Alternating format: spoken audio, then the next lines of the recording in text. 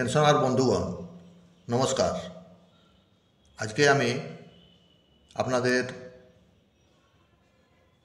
পেনশনারদের করণীয় কিছু কাজ সম্বন্ধে বলতে যাচ্ছি।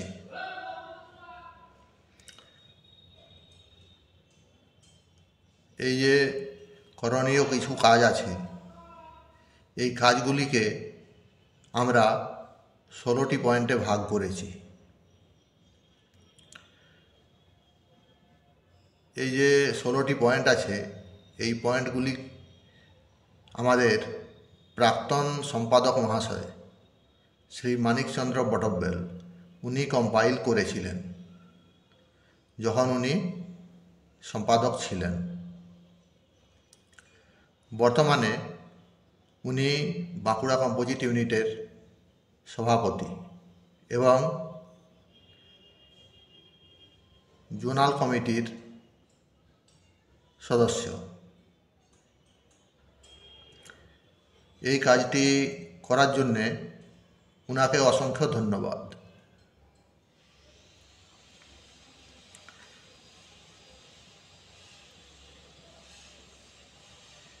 এই অংশটি আমি পরে সংযোজন করেছি, তাই মূল ভিডিও যখন আমি শুরু করেছি তখন আরেকবার পেনশনার বন্ধুদের সম্বোধন করেছি।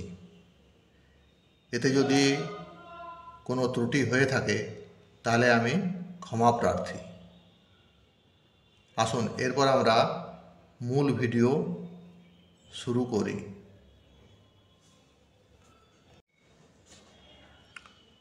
পেনশনার বন্ধুগণ নমস্কার। আজকের ভিডিওতে আমি আপনাদের পেনশনারদের করণীয় কিছু কাজ সম্বন্ধে বলতে যাচ্ছি। এই কাজগুলো করে রাখলে যতদিন পেনশনার জীবিত আছেন তার নিজের সুবিধা হয়, আর পেনশনারের মৃত্যুর পরে তার যে স্পাউস অথবা ফ্যামিলি পেনশনার তার সুবিধা হয়। তো এই করণীয় কাজগুলি কি কি, আসুন এক এক করে দেখি। 1 নম্বর, একটি ফাইলে পেনশন পেমেন্ট অ্যাডভাইস রেমস করা থাকলে REMBS রেমস করা থাকলে তার card, passbook, health insurance card, policy A তথা policy B, pan card, voter ID card, পেনশনারের পরিচয়পত্র অথবা pensioners identity card, Aadhaar card, অবসর গ্রহণের পর বাড়ি তৈরির ঋণ চালু থাকলে তার অ্যাকাউন্ট নাম্বার তৎসহ ঋণ পরিশোধের স্টেটমেন্ট তথা বাড়ির বীমার কাগজ রাখুন। 2 নম্বর, দ্বিতীয় ফাইলের মধ্যে আপনি যে ফিক্সড ডিপোজিট ইত্যাদি করে রেখেছেন সেগুলোর সার্টিফিকেট রাখুন। 3 নম্বর, আপনার পেনশন অ্যাকাউন্ট স্বামী বা স্ত্রীর সাথে যৌথ অ্যাকাউন্ট করা একান্ত প্রয়োজন। সমস্ত অ্যাকাউন্ট মেয়াদি জমা সহ দুজনের নামে করে আইদার অর সার্ভাইভার অথবা ফর্মার অর সার্ভাইভার রাখা কাম্য। উপরন্তু আপনি কাউকে নমিনিও করতে পারেন। 4 নম্বর, আপনার পেনশন সংক্রান্ত কাগজপত্র যত্ন করে প্রথম ফাইলে রাখবেন যাতে প্রয়োজনে সহজে খুঁজে পাওয়া যায়।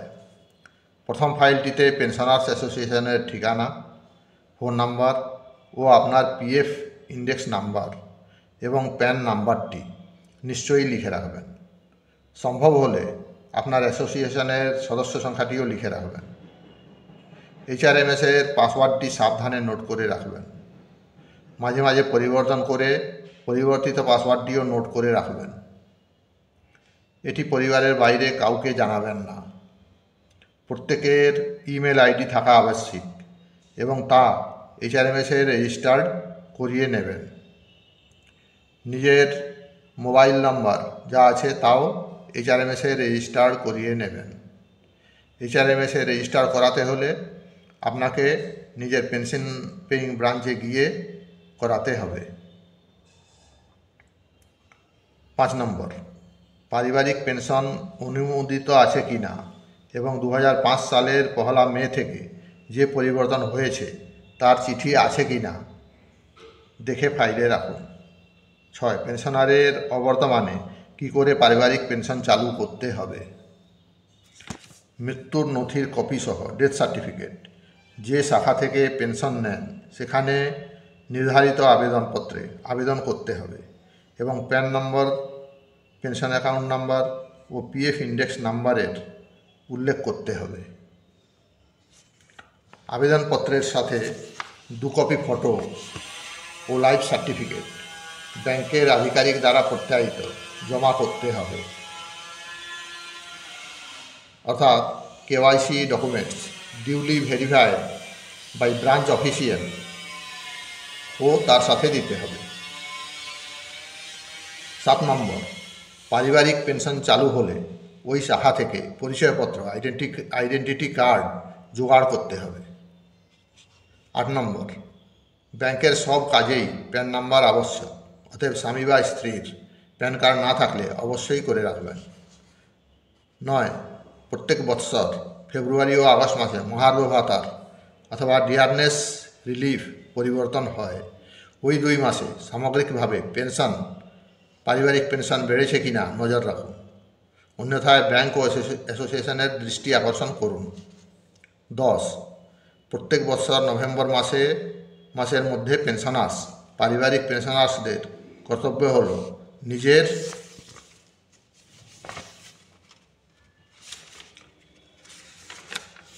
জীবিত থাকার প্রমাণপত্র ব্যাংকে দাখিল করা। এটা মনে রাখবেন যে লাইফ সার্টিফিকেট না জমা পড়লে পেনশন, পারিবারিক পেনশন বন্ধ হয়ে যায়। 11 নম্বর, যে সমস্ত পেনশনার পারিবারিক পেনশনারদের পেনশন আয়করের আওতায় পড়ে তারা প্রতি বৎসর এপ্রিল মাসের মধ্যে ব্যাংকে সঞ্চয় প্রকল্পের জমাগুলির অবশ্যই উল্লেখ করবেন, অর্থাৎ ইনভেস্টমেন্ট ডিক্লারেশন ফর্ম জমা দিবেন, অন্যথায় আয়কর কাটা হবে। 12, যে সমস্ত পেনশনার পারিবারিক পেনশনাররা আয়করের আওতায় পড়েন না তারা 60 বছরের ঊর্ধ্বে হলে 15H অথবা 15H এবং 60 বছরের নিচে হলে 15G ফর্ম অবশ্যই এপ্রিলের মধ্যে জমা দেবেন। এটি প্রযোজ্য মেয়াদি জমা প্রবৃত্তির ক্ষেত্রে। এর সাথে প্যান কার্ডের জেরক্স কপি দিতে হয়। 13 নম্বর, ব্যাংকের নথিভুক্ত হসপিটাল, নার্সিংহোম ও চিকিৎসাজনিত পরীক্ষা কেন্দ্রের নাম, ঠিকানা, ডায়াগনস্টিক সেন্টার ও ফোন নম্বর লিখে 1 নম্বর ফাইলে রাখুন। 14 নম্বর, যদি কোনো REMBS পলিসি এ অথবা পলিসি বি এর সদস্য বা তার স্ত্রী বা স্বামী অথবা পারিবারিক পেনশনার অসুস্থ হয়ে হসপিটাল বা নার্সিংহোমে ভর্তি হন তাহলে হেলথ ইন্স্যুরেন্স কার্ড, কোনো photo identity card, voter identity card ইত্যাদি সঙ্গে রাখবেন এবং অসুস্থ হওয়ার ঘটনাটি যেন আঞ্চলিক অফিসে জোনাল অফিস মুখ্য প্রবন্ধককে, চিফ ম্যানেজার HR চিঠি মারফত কোনো আত্মীয় বা নিকটজন জানিয়ে দেন। যে শাখা থেকে পেনশন নেওয়া হয় তাদের মাধ্যমে জানালেই হবে। 15 নম্বর, উপরে লিখিত নির্দেশাবলী পালনের ক্ষেত্রে কোনো অসুবিধা হলে নিকটস্থ ইউনিট আঞ্চলিক কমিটির সঙ্গে অবশ্যই যোগাযোগ করবেন। এছাড়াও অ্যাসোসিয়েশনের মুখ্য কার্যালয় কলকাতায় সমস্ত খবর ও সহায়তা পাবেন। 16 নম্বর, অনুমোদিত নার্সিংহোম যেখানে ক্যাশলেস সুবিধা পাওয়া যায়। 1 number, Bankura Sebaniketan hospital, Patpur jail road. 2 number, Bankura nursing home, Patpur. 3 number, doctor RBS memorial hospital, Rabindra Sarani. 4 number, cure হাসপাতাল, Lokpur. 5 number, saviour maternity and nursing home, Machantala, municipality অফিসের পিছনে।